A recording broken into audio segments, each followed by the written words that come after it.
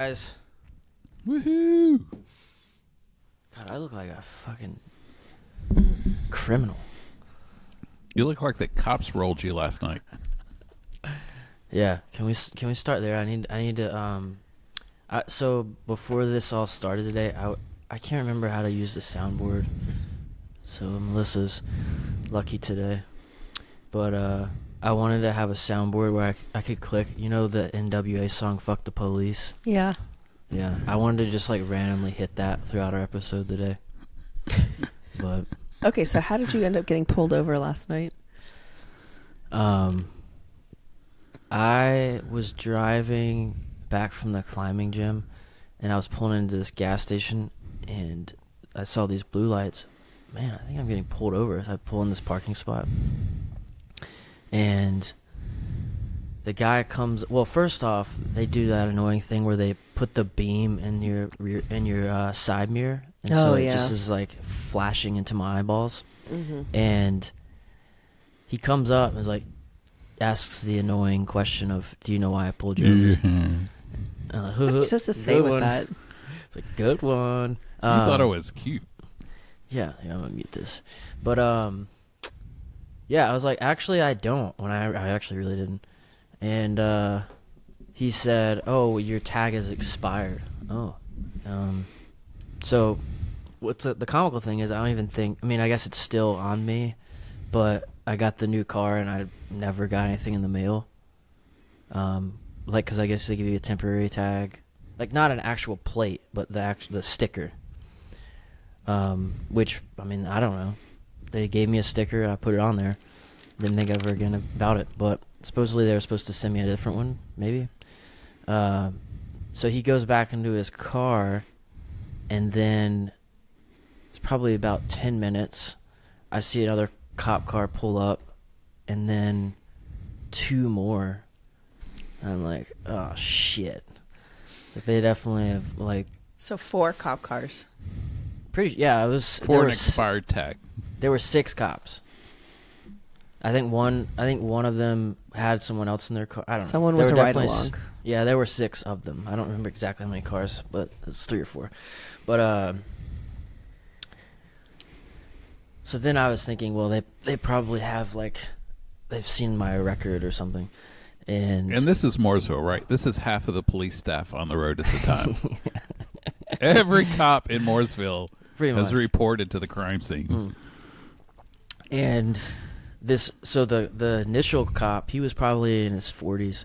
He was still giving me my warning citation. He was very adamant that I was getting a warning. So he's still in his car. This new guy comes up, probably in his mid-20s, maybe almost 30.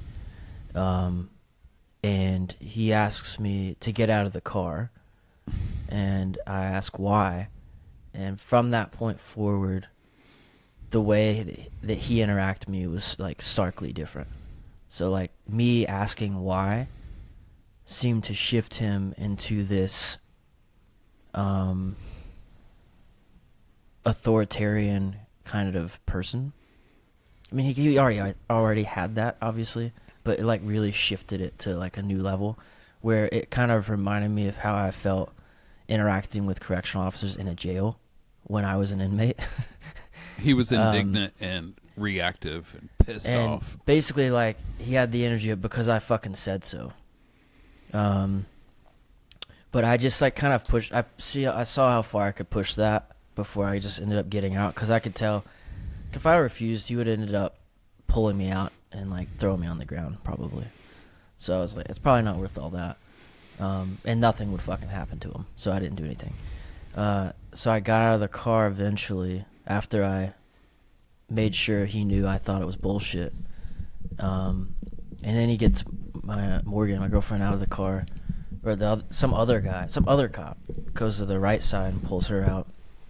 And then I don't know what's going on over there, but he takes me to the back of my car, and he's like saying that he needs to check for, I don't know. He told me to like turn around and like spread my legs and all this shit. I'm like, why? He's like, I was like, what are you searching me for? And he's like, to check for I'm not searching you. I'm checking for weapons. And I'm like, how's that not searching? Yeah, exactly. Then they get this like canine out. These other cops like said nothing to me. They just walk up with this dog and go around my car like 4 or 5 times. And I'm just like laughing. I'm like, this is fucking ridiculous. And they like go into their car, say nothing to me, and they tell me to go get back in my car. I don't know what I'm like giving him shit throughout this, but tells me to get back in my car. I'm like, all right. Then the guy that initially pulled me over comes up, and I guess he's the sergeant or like the overseer, just because he's over 24 years old. Not that he fucking probably did anything for it. And he's like, yeah, well, keep my word. You got a warning. I'm like, all right, well, before I leave, can you bring all these officers over here? And he like refused to do that. And he's like, well, I'm the leading blah blah blah. I'm above these people, whatever. You can say whatever you want to me. I'm like, well, I don't really have much of an issue with you, but what happened is you saw my record and then called for backup. And I was talking about, like, you bring 4 cop cars behind me. It's an intimidative kind of ploy. And I even was like, what if I was intimidative? But I think it's traumatizing, re-traumatizing. Yeah, and I was like, what if I was a black dude afraid of cops, and I turn around and there's 4 of you, and you're pulling me out of the car? And they're like, well, you're not black. And I said, well, thank fucking God. And I ended up getting the guy that I really didn't fucking like, his sergeant like pulled him back up to me, and I just told them, you guys are profiling. This is something from 13 years ago. You don't have any right to do any of this. And they just like regurgitated like, John versus Wade, or some random ass court case that I guess, I don't know. I think the other issue is like with precedent, the way in court systems work. If like something happens, like this is probably what happened. Someone got stopped and frisked without much probable cause. They went to court about it, and then the judge ruled in the police's favor. And so now cops are citing that as a justification to frisk without any kind of reasoning. So yeah, I don't know. I lectured him a little bit, and yeah, just like recovery exists for people, and you're profiling, like you're profiling me and throwing me through all of this just because you see something as a previous record that happened probably when you were 5 fucking years old. I didn't say that part, but I wish I did. Yeah, so then we left. Or no, then I went to the gas station, got some Zen. Yeah, it's like there's nothing to do. Like in those situations, there's nothing to do. And I know I could go, like I could call the police station, I could write to something.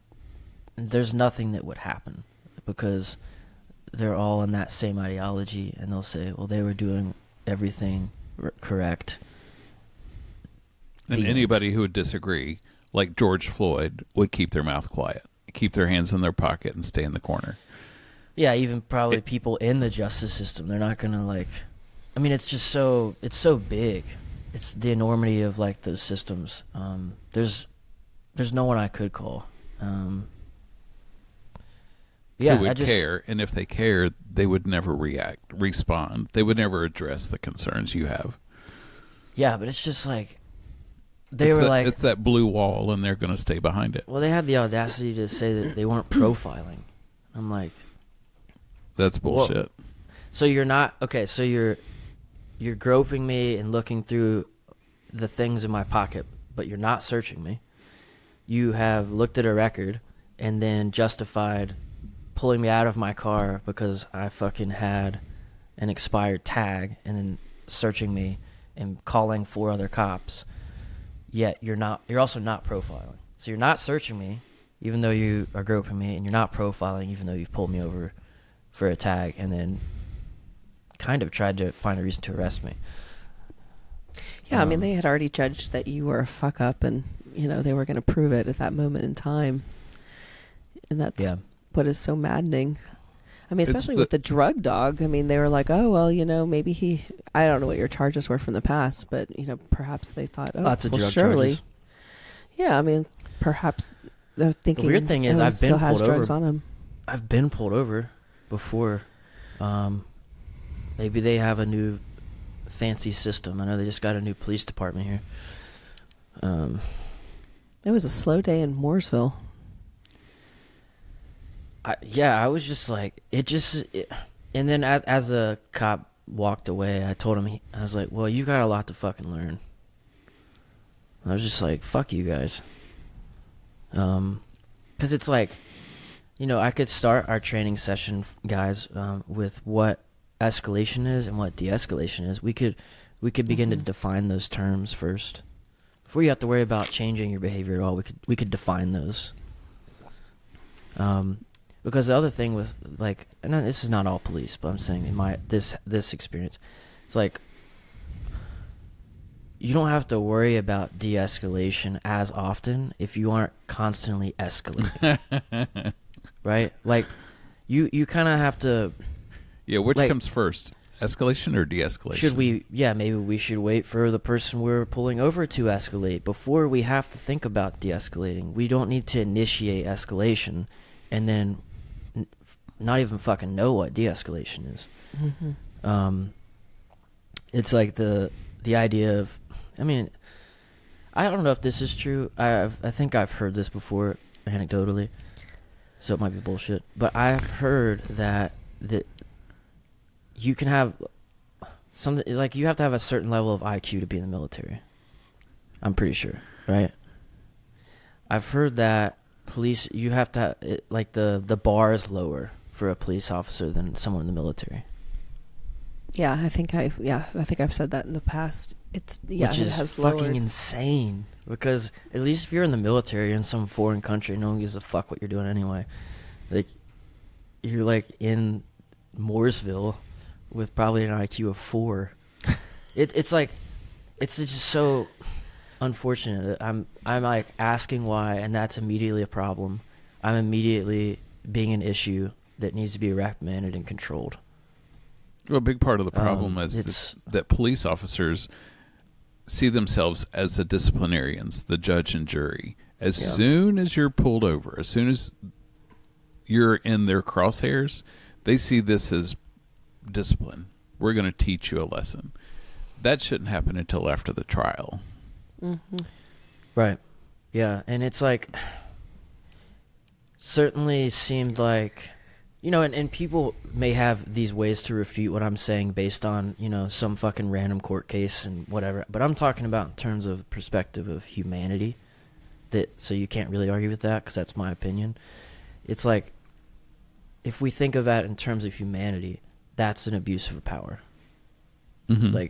Like, I think that's inarguable that interaction was an abuse of power. Like, being able to just I think it's abuse of power for them to be able to run your record. The issue, tag, expired. Yeah. That's the only thing they should have in their mind. They shouldn't have access to everything. I have this brand new... your charges were... I'm sorry for interrupting, but your charges were already adjudicated. Right? And so, like, you already took care of your business with the state. I've already been punished. Yeah, I mean, you already took care of your business with the state, and that should be like a done deal. But that's the law, and that's the theory. But the practice is cops are going to discipline you forever. Employers, every time you fill out an application and check, yes, I have a felony, that's lifelong punishment. You're never free. And renting, housing. Counseling license applications, send me your fingerprints. Yeah, and it's like even over a decade later, I'll still learn. I'll still have new circumstances I haven't considered as consequence. Like, for instance, that one time randomly, the Airbnb, they just like froze my account and said there's no appeal process, and that was like it. Just randomly, like a year ago, when I had used Airbnb for a decade. So it's like you're just walking around and there's just this thing that pops up. You're like, oh, I didn't think about that. And how is that not cruel and unusual punishment? Yeah. If you've done whatever punishment, you're finished. It You should never have to. It doesn't even report add that. up, like, in terms of, like, the cop's perspective. Like, okay, think about this. You pull this guy over. He's in pretty much like a brand new car. With a date. Yeah, and seems like, obviously coherent and, like, present. Not speeding. Not on anything. Didn't run a red light. Yeah, there's nothing to suggest anything other than, oh, we just saw him with his tag expired. And then you say you have the authority to look at the record and look at things that have happened. Okay, so 2011. Oh, it's 2024. So do you think I've just been, like, skating by for the last 13 years? Like, I have this rap sheet that's condensed in, like, a 3-year period, and then there's nothing for 13 years. So am I just, like, the Joker over here, like, hiding from crime, like, being... Yeah, keeping all your crime on the down low. Yeah. I mean, like, so now I'm just, like, a really smart drug dealer, and I've afforded this new Subaru with leather seats, because I'm making a lot more money selling drugs now. It's this permanent stigma. It's an us and them. You have a criminal record or you don't have a criminal record.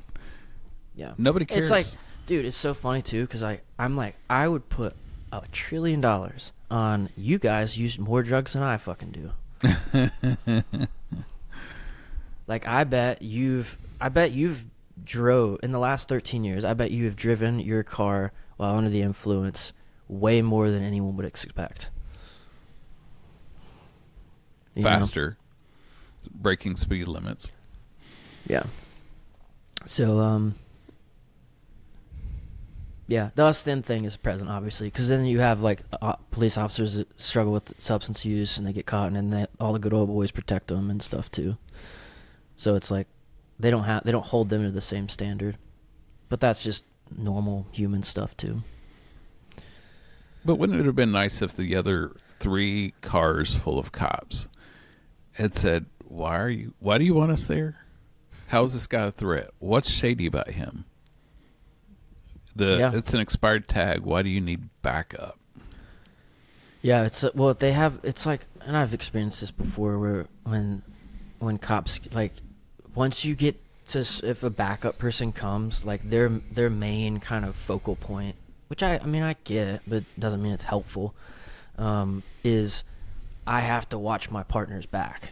I need to ensure I need to maintain the security of the perimeter. Like, it's this thing. And I mean, we know what, like, the effect, like the weapon effect, just the sheer presence of a weapon can increase the assumption of violence, or, like a baton, or like riot gear, like all those things. They spike up the level of intensity or paranoia or assumption of violence. So, like, it's just weird, like, look in the mirror and looking back, and then you just see, like, because nowadays cops, they, like, it's not full on SWAT gear, but everyone's wearing a Kevlar vest. It's way more sinister looking than when I was younger. They're just, like, wearing blacked out, like, tactical boots and it's like shit. battle I'm gear. like, fucking militarized police force. Like, there's police. A lot of police places have fucking tanks. I think Charlotte has some. Pretty sure. It's fucking insane. But yeah, fuck the police. Have you seen the police in Italy with their capes, the Carbonari? No. Yeah, I think I've seen that. It's elegant. They have fancy cops in Italy. Well, what What about city was that in? weren't you just in London? I was, yeah. Okay. Sorry, go ahead. Yeah. I remember them in Rome, and I think I saw some in Milan. They have what color are they like? What They color have are the like capes? they're navy blue, and there may have been some red somewhere, like red lining, but it's like navy blue or possibly black satin capes, and they've got the formal police hat. And they look really sharp. So they don't look very intimidating. No, they look like superheroes in capes. Hey, that might have a positive effect psychologically on a police force if like they dress up as heroes as opposed to like psychopaths that are about to go fucking shoot up an abortion clinic in tactical gear. Yeah, the police in London were very friendly. I had to interact with them a couple of times to get directions. But they don't have guns, right? Not the ground force doesn't, but they have a second level that does. Yeah, I mean I get that, but it's sad where it's leading in the U.S. with like the militarized police force. Hey, can y'all see this? Oh, that's like a street cop? They look like they're wow. about to be on guard. Like, yeah, they walk around Rome Queen. looking like that. And if you ask to take a picture with them, unlike the gladiators at the Colosseum, they don't ask for a tip. There's no fee. When that guy was searching my pockets last night, he's like, "What's this?" I was so close. That's my dick. That, sir, is a dildo. That, sir, is a slimy dildo. Don't ask what's on it. Or just be, oh, you're cute. As he's searching me. But yeah, I mean, it's talk about escalation. yeah, I'll escalate something here. Maybe whenever I get pulled over now, I should just pop a Viagra. That way I can just have a fucking raging boner the whole time they were talking to me. They're like, what the fuck is wrong with this guy? Yeah. But when I was like, when I was a black dude with 5 fucking cops coming at me with tactical gear, and yesterday on the news, I saw someone in Charlotte get shot from a cop, like those kind of scenarios. And just the way that he scoffed, all of them kind of, or the 2 of them kind of scoffed, and they're like, "You're not black." When I said, "Well, thank God," they just were like, just roll like. Well, that, I guess to rolling me their is, eyes. Like, to me, that's avoiding the problem. We're not going to talk about the problem. We're just going to be glad you're white. Right. To me, that's kind of admission that they see us. They see the problem. Like, they're do you aware see of the it. problem here? Like, I'm in my car going home, and then there's fucking 6 cops in tactical gear and a fucking dog. That's crazy. In Mooresville, North Carolina. Yeah, that is not a good use of resources. And that's, I mean, talk about escalation. Get 6 fucking cops with their blue lights on shining at your car. Crazy. Oh, I hate that happen. Yeah, I mean, I think in the moment I was calm, but I was like, in those moments I kind of am like, I don't really know, because we're not informed of our rights, and I think that's by design. Mm-hmm. Because a cop can say some random court case filing and then mutter something and then pull you out of your fucking car, and you have nothing to say. So I think that's the scary part of our system, is that we aren't informed about what our rights actually are. So we can't hold people accountable when they abuse those rights. But also, it's like it was like I chose to resist what they were doing to some extent, because if I didn't, it would have felt like full molestation as opposed to partial. Like, I was having to see how much I could advocate and protect myself, even though I couldn't at all. Like, I had to, like, I don't know, it would have felt way more violating if I didn't question and push back some. And that's what we're asking black people to do.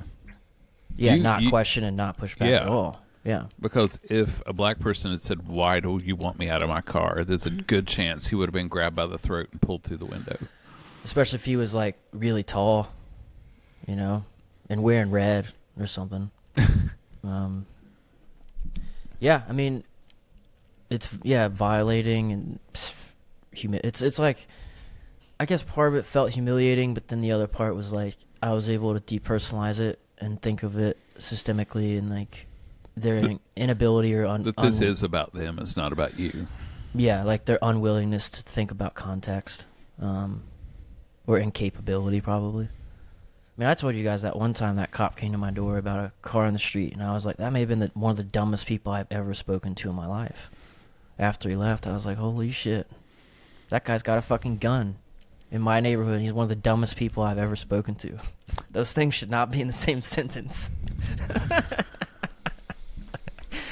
I mean, how crazy is that? Think about society where, like, if we were able to get away from our cultural, like, lens and think about, oh, there's this town in Uzbekistan, and one of the dumbest people in that town walks around with a gun and holds the end of the law up. That's crazy. Anyway, enough about me bitching about cops. But they have pretty much total immunity. They can shoot anybody and never be accountable. Yeah, I mean, or they just go to a different forest. Or yeah, and obviously, you know, I'm not one to generalize any group, right? Obviously, I choose to believe that most groupings have like good intention and all that shit, but it doesn't really help your representation when you do shit like that. Like, you wonder why people are paranoid or angry at police, but then you do shit like that. And it's kind of like, well, of course. Mm-hmm. And I was also thinking, too, I was like, man, if I was in a different city, different location, different race, different SES, and this happened... A different car, even. Yeah, and this, like, okay, this happened once. It's probably only happened once based on, like, my privilege in the area that I live and all that, because of my past, right? I mean, if I was in a rough place, this probably, like, how would I respond if I was black, got my life together, but this happened numerous times a month for 13 years?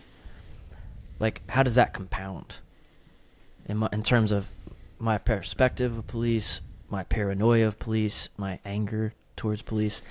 That doesn't happen doesn't happen in a vacuum. Your dignity, your self-esteem. Yeah, each time you get pulled over and like stopped and frisked and all that, which I'm really surprised about, because wasn't there something in the 80s or 90s about stop and frisk where they were just doing that to black people to try and catch them having crack on them? And Latinos, yeah.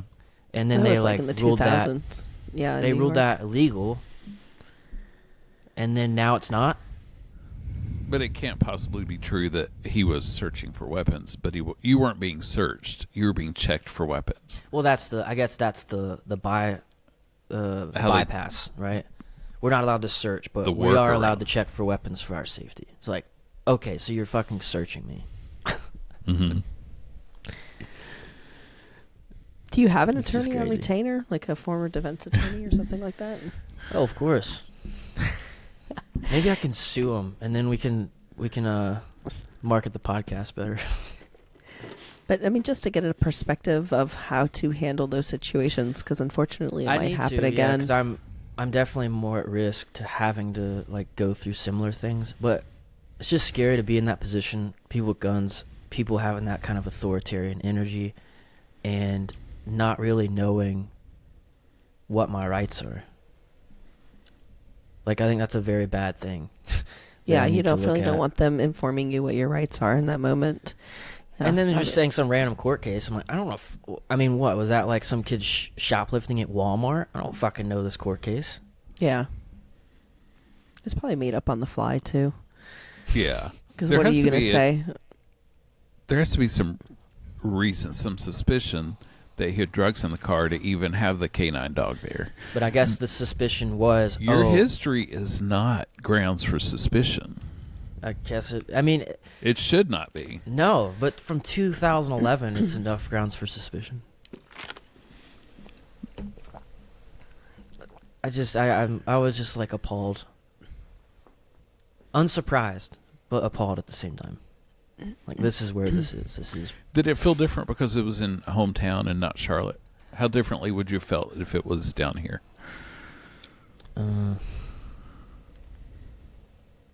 I probably would have. I mean, not that I was I wasn't surprised here, but I would have been less surprised in a different place. Like, I think there's that kind of bias internally of I'm safer in my locality. Mm-hmm. Just because it's familiar, I've lived here. It's like, dude, my fucking family has lived in Mooresville for 150 years. So it's it creates a. Yeah, I think it subconsciously created this level of safety. Whereas if I was in a different state or city or something, I would have been 0% surprised. But I guess in my own town, I was like 3% surprised. This sense of belonging was just wrecked. Yeah. But I guess you no longer have the privilege that maybe like Eli and I do of letting shit go. You know, like we're not taking care of like all the dots and crossing the T's with regards to like car registration and tags and making sure the paper in the car reflects that I did actually pay the insurance policy. You might have to be on a different level of hypervigilance with making sure all your paperwork is documented and in the car. Because I can imagine this is going to happen again, especially if you don't get that tag taken care of. This is a fun time for me to hide behind my privilege. Yeah. The only difference between me and Evan are my charges are 35 years older, and they're not all digitized. You have to really want to find my shit to find my shit, but I have shit. Eli's doing a come out process. Hey, y'all! Hi, my name's Eli, and I'm a felon. Yeah, Melissa. And it has fucked me in 1,000 different ways. But I think this is a technology glitch. They wouldn't have found my stuff in the system because you add 20 years to the charges, and that's a whole. It's in a file somewhere. Yeah, people have gotten charged with stuff since like 2000, whatever. It's like forever. It really is forever. Oh yeah, it is. Like the last job I had, I was going to go work for this medical office. I was really excited. Everything's good to go, and they had me email. They had me on their website. It was green lighted. And then they're like, oh, yeah, you need to explain this shit. And I'm like, yeah, I'm not going to do that. Bye. So I just renewed my lease. And this was a couple of years ago. And I'm still on their fucking website. They won't take me off. Oh, my God. And they're telling me I'm not. Clients are like, are you working there? And I'm like, nope. Yeah. And it's like the NBCC. Like that certification, National Certified Counselor, I dropped that because they wanted me to explain that every renewal cycle. Wasn't that the one I was trying to... You remember I was trying to get on something because I thought that you had to have it to have your license? But then that wasn't... No, that credential is just a hoarding. That's just the first thing you get because you have a master's degree. Yeah. Or what? Yeah, National Board Certified Counselor. Yeah, I tried to get that when I thought I had to have it because also they don't like really tell you like clearly what you need for a license initially, and I was freaking out because they like denied it. Mm-hmm. But I had gotten approved, but every renewal they wanted me to explain it, and I'm like, this is re-traumatizing. Yeah. Keep your credential, and I will keep my $200-$300.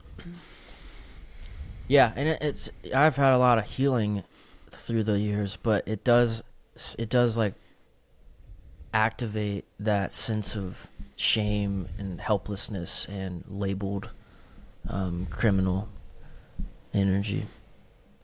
No, I'm past that. I refuse to be ashamed. I'm now angry and indignant and judgmental. Like in that whole interaction, that's what I was.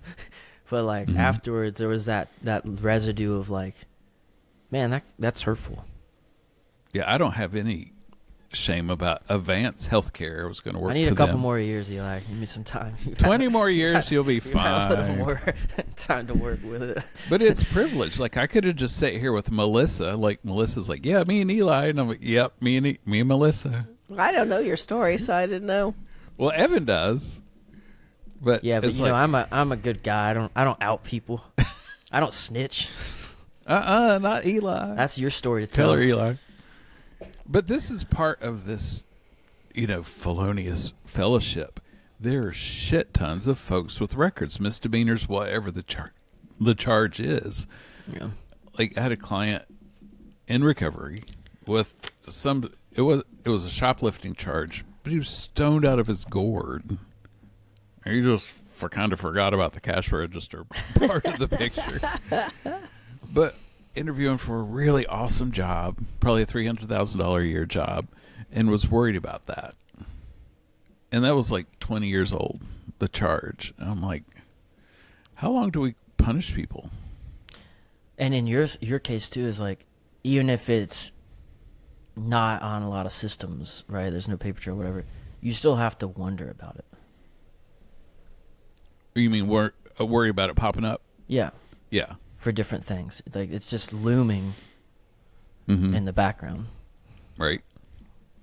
Oh, let me tell you a story about Winthrop University. This really fucked my career course. Nobody should get a PhD unless they really, really want one. I know that's one of the first things you told me when I met you. I was like, got it. I'm not ever doing that. God. So this was my dream. I wanted to teach. I think I would have been an awesome tenured professor. I think that was what I should be doing. So I got offered to teach a course at Winthrop. A teacher had gone out on leave for a semester. I had a teaching internship under her, and she's like, Eli'd be perfect. Just hire him. It was like third-year doc student, I think. So I get in my car, and I'm headed to campus. Class starts in like 2 hours, and I've got to get there and get my faculty parking, my faculty ID, and my password, and key to the class in the building. And somebody from HR calls and is like, you're not good enough. You can't work here because you're a convict. Holy shit. Oh, you hadn't heard this, Evan? So this is my first teaching gig as the instructor of record. I'm not a helper. I'm not an intern. I'm the fucking professor, and I'm stoked. So I'm already in the car headed to Rock Hill, and she's like, you can't work here. You're a convict. And I'm like, She used the term convict? no, I don't remember what she said. I was too rattled. Yeah. Sorry, go ahead. But I think she said something like your felony conviction. Okay. So I'm like, so can you send an email to the class and let them know the class is canceled? She's like, I don't have access to that information. I'm like, well, if I don't show up, there's going to be 25, 30 people at the door that needs to be addressed or handled. Can you go put a note on the door? And she's like, that's not my job. Oh, my God. And I'm like, she's the so what is destroyer your of fucking dreams. job? Her job's And- not a secretary. She's just the destroyer of dreams. I'm like, yeah. She just wanted to kick me. I'm like, oh, So, okay. like, did you... Sorry, go on with your story. I'm curious. I was like, I'm halfway to Rock Hill. I'll leave a note on the door. I'll swing by the office and let somebody who decided they wanted me, that I'm no longer worthy. So it was an evening class. So funny enough, the dean of the College of Ed was the only person I could find in the building. Damn. And tell him, and he's like, ugh, this is so ridiculous. Hands me keys to probably the second most gorgeous building on campus, which is the College of Ed on Winthrop's campus. Hands me physical keys. Gives me a password to use. And I was like, we'll figure it out. If you're still interested, we want you. We'll figure it out. Formally, they never hired me, but they gave me a faculty parking pass. They gave me a faculty ID. And I submitted grades, and the checks came. Everything worked. But how and why and what was the point? What do you mean by, like, formally they didn't hire you? Like, you weren't on the website, or... What? Oh, they didn't, like, say... Right. I don't know why. It was just kind of hush-hush. Yeah. It was slide like, the money don't on the ask, table. don't tell. Were you more Yeah. like a contractor versus an employee kind of thing? Yeah. It was like adjunct. Gotcha. I was a substitute. It was like I was real faculty, but I wasn't permanent. See, that's the full-time. fascinating thing about systems too, is like a lot of times the majority of the people that are enacting the parameters don't believe in them. Right. The fucking dean is like, oh, this is ridiculous. Mm-hmm. The dean. Do Right. you think they should have some influence on, you know what I'm like, changing policy or procedure? Mm-hmm.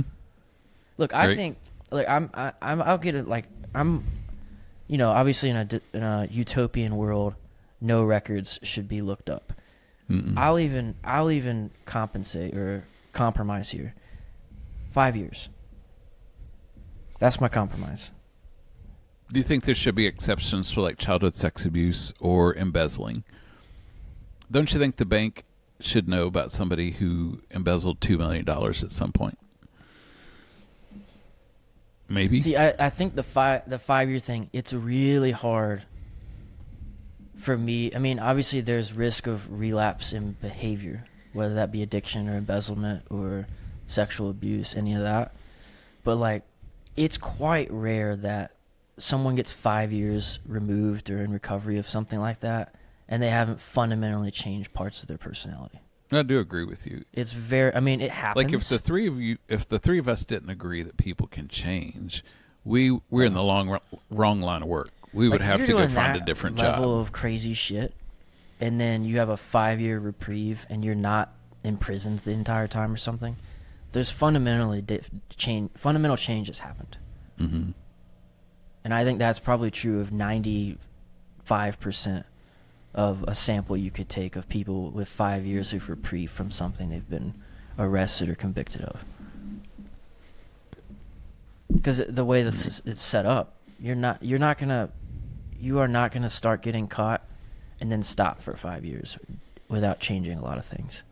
Right. Because once you, like, for me, it was like once I started getting caught for stuff, it just like. What do you it's think like they're was the looking for secret me, sauce you know? for you, Evan? Like, you started getting caught, you started being held accountable. Like, what made you reflect upon your behavior and be like, okay, this isn't the trajectory I really want to go to be on. I want to start living life for me.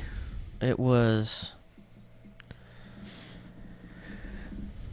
I think a lot of things, but the first variable I think about is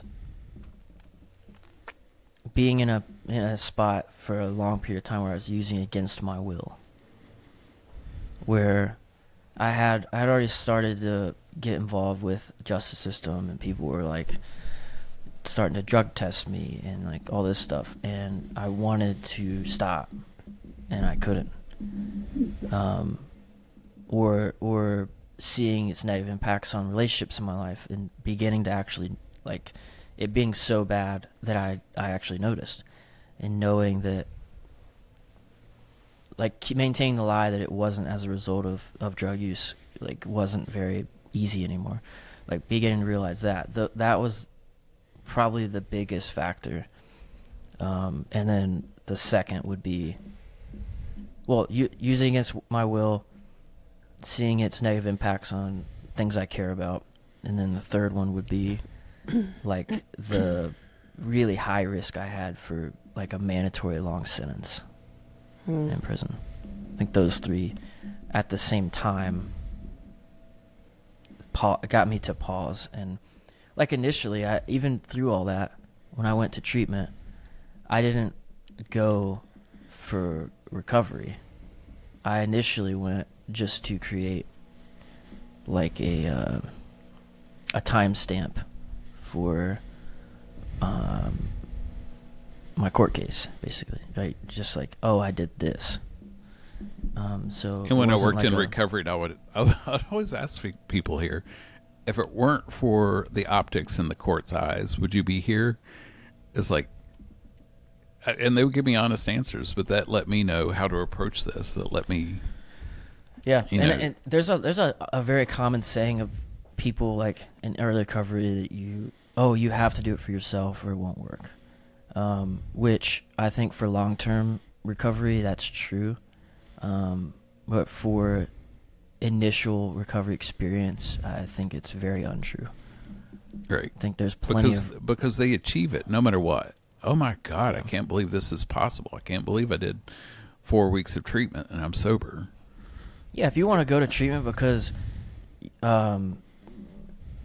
your wife doesn't want you to see your kid, or your wife's saying she wants to separate, or like any of those factors, cool. What it doesn't fucking matter. Come for any reason.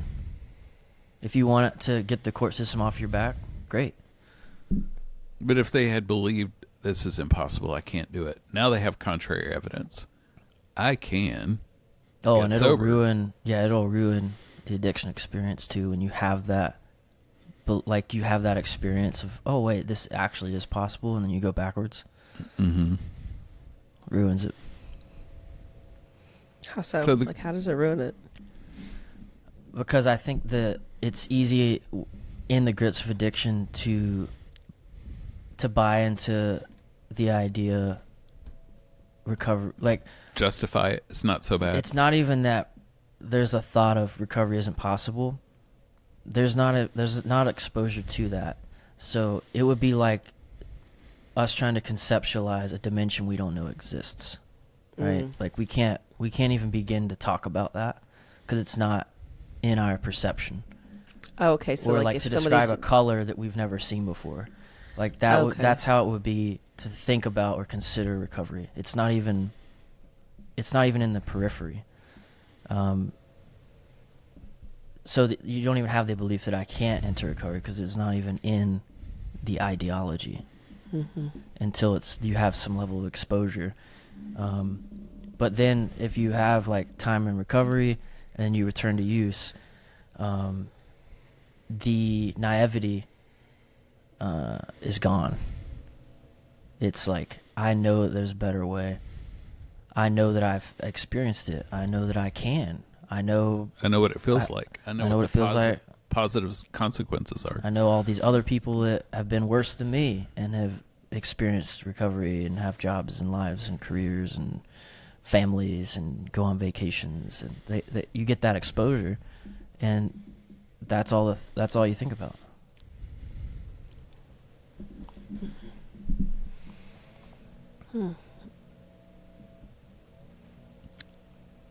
Liberation.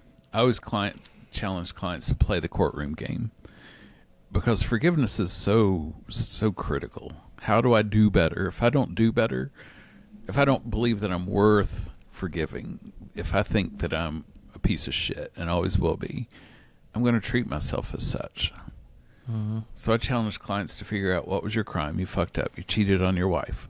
Okay, nobody found out. Nobody caught you, but they are destroying themselves with this guilt. It's like, okay, let's be the court. Let's be the judge, the prosecuting, the defending attorney. You are also the jury. How long is fair and reasonable for you to feel like shit? And they look at me like, I get to decide? And I'm like, yeah, because you are already doing all of those things. You're tormenting your own soul. I want to do better. I never want to cheat on my wife again. Okay, how long would it take for you to start to trust yourself again? Because a lot of this shame and guilt stuff happens in a vacuum. Yeah, it's isolated internally. It's just the client. Yeah, like any kind of abuse cycling, I think a lot of that stays hidden. And I think relapse and addiction is a lot of self-abuse. Yeah. If you think about getting a wound, the first thing we do is pour alcohol on it because that's going to kill cooties. We are living, breathing cooties, but we're ingesting alcohol. The same stuff we use to kill an organism in a wound. We're drinking an antiseptic juice. In a way, it's pretty suicidal. And the question is, why are you using it to dissociate? Like, what is the severing about? Yep. The dissociation. But I also think a lot of times it's passive suicide, especially with opiates and a lot of, even cocaine. Your heart explodes. Well, I didn't really care. It was it's the lack of care for life. It was like cool that I woke up, but I wouldn't have been upset if I didn't. God, those passive, like, when you measure with a client the passive suicidality, every time I would look at that stuff, I'd be like, holy shit, I like live my teenage years in this ideology. Yeah. Suicidality is so widespread. It's just part of so many client stories. But we're only thinking about, are you going to jump off the bridge, and where's the bridge, and do you have access to the bridge? Anything. Somebody who's diabetic eating a bag of Oreos, to me, that's suicidal. Mm-hmm. Yeah. Yeah. It's Very, a lack of very care low grade, but it's suicidal. Yeah. Mm-hmm. It's a body part at a time. I don't care if my foot's amputated. I don't care if I go blind. I don't care if I have a heart attack. And I think as counselors, I encourage us to be more liberal with our, definitions or constructs of suicidality. If I'm not doing what is best for me, I'm hurting me. Yeah. Skipping a meal, suicidal. Ah, fuck. Well, unless you forget. Fasting, suicidal. Yeah. But So, Melissa, now you know that we're both piece of shit, degenerate criminals. tainted. So if you wanna Is this now my time to run? If you want to disband from the podcast, we understand. Get away from this filth. Or go get yourself a conviction. Yeah, that's Oh my better. God. We want you to join. Can you imagine Breaking Bad at this age? It's ridiculous. Hey, I got a police officer you can burn down for me. Oh, there you go. But See, that's the irony of the United States of America too. Is like I can joke about burning down a police office, and it doesn't matter. Like I have a right to like say that, but then I'm fucking stopped and frisked. It's just it's kind of for funny. matches. Exactly. Yeah. It's kind of contradictory, right? A little bit. It is fun. I worked at the jail for 6 years. There's no way I could be an inmate. I'd have to go to. That was going to go to that jail. was the It'd have to be ironic something part too. It's like glorious. I'm like sitting here interacting with these cops, and I'm like, you guys do realize I was like a therapist at the Mecklenburg County Jail. Like, they let me walk in, open the doors for me. All that. It's just. And I was like, I was just taking a little ego run in my mind, thinking, I probably have more talent in my pinky than they all have in combined. Yeah, I mean, it definitely takes a certain kind of personality, I think, to be attracted to police work. Well, I had to minor in. Not a personality I really get along with. The good thing, or not the good thing, I minored in criminal justice in undergrad because it paired well with the psych major in terms of like overlapping credits. Mm-hmm. And like the people I had to associate with, it was just like they wanted to be FBI agents. It's like, oh, fucking God, dude. Yeah, I just don't want to live in a world of crime and punishment. They want to be James Bond, No, I think my experience in the jail, even changed like how I, even made me more interested in parenting my children differently, not from like a crime and punishment or behavior patrol perspective, but definitely about, building connection and secure attachment. Yeah. And, but those systems are not rooted in those types of concepts. They're rooted in behavior patrol. I think Eli even said it, like disciplinarian, making sure you're following the letter of the law, which is so stupid.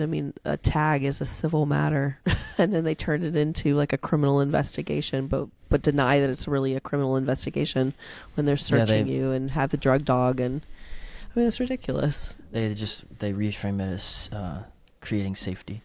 Yeah, exactly, and that's which nonsense. is abusive, right? It's complete nonsense. Oh, I'm evoking danger, but I'm gonna try to convince you that it's actually for your betterment, and I value your safety. That's exactly what an abuser would say. Oh yeah, it's for your own good. Yeah. We're protecting the children. Exactly. Let's wrap it up. I'm hungry. I don't want to be suicidal and skip a meal. Oh, there's one thing. Morgan was listening to one of these episodes, and you said, "I'm gonna go meet a sandwich." And she thought it was like the funniest fucking thing in the world. It's like, you guys are funniest when you're not even trying to be. You just say the weirdest shit. Put on phone. But, all right, well, I'm gonna go meet a sandwich. It didn't even register in my mind until she like pointed it out. So what are you doing for lunch, Eli? Are you going somewhere? Did you bring your lunch? He's gonna go meet a sandwich. I'm gonna go meet a sandwich. I don't know. I don't have a plan. That's part of my tragic situation here. I'm already hungry, and I don't know what I'm gonna